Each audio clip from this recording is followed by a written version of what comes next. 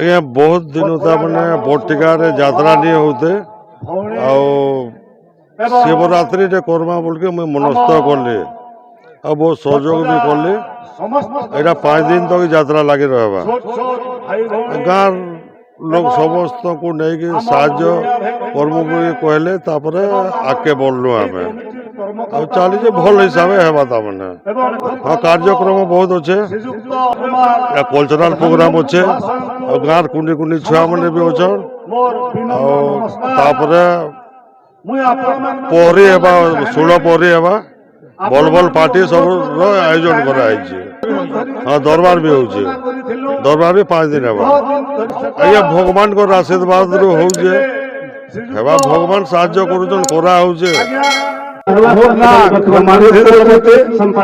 बचिया गाँ यात्रा कमिटी शिव जागरण मेलार सभापति आमर बहुत दिन गोटे आशा बचिया गाँ के धरिकी बचिकार माँ मान को धरिकी बचिका युवक मान को धरिकी आम गोटे शिव जागरण मेला करमु बोलिकी के खुराक जोगाले आमर संजय भाई निर्देश आम गाँव सबू युव बंधु एकत्रित होकर आम यात्रा के आयोजन कलु। आशा करुचे मुई जेन यात्रा चली से आर 4 दिन बहुत जाकजमक रे हेबा आउ आमर गाँव समस्ते बहुत बढ़िया सहयोग करुछन। संजू भाई सहयोग करुछन, युवक माने सहयोग करुछन, आमर कमिटी माने भी बहुत सहयोग करुछन। आउ आमे 3 दिन धरिकी अन्न छत्रर व्यवस्था करूँ। मुझे अनुरोध करमी आपण मानकर माध्यम रे समस्त जनसाधारण ये आमर यात्रा के उपभोग करबे, अन्न छत्रर मया नेबे एवं यात्रार मया नेबे एवं ई 5 दिन तक बचिया गाँव रे तामने शिवमय हो जिबा, शिव भक्ति सृष्टि हो जिबे एवं ओंकार ध्वनि रे आकार ध्वनि रे प्रकम्पित हेबा आमरी बचिया गाँ।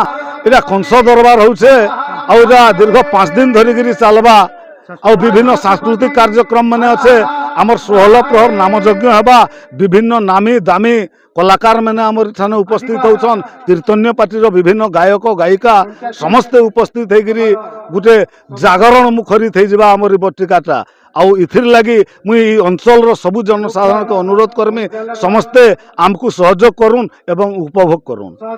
समस्त दर्शक मान को नमस्कार। मोर ना देवेंद्र कंधेर, ग्राम झारमुंडा, थाना लैसा, जिला बलांगीर। आज बटिकारे जो महाशिवरात्रि उपलक्षे कंस दरबार आयोजन चली आउ मुई उग्रेसन भूमिका अभिनय करुचे। महामंत्री अक्रूर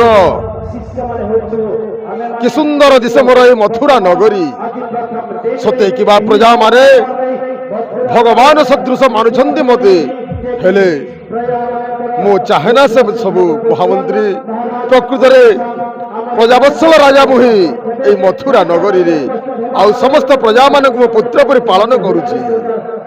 धन्य हेली आज ए उग्रेसन मथुरा नगरी राजा हो आज निजक बहुत धन्य मन करुछि।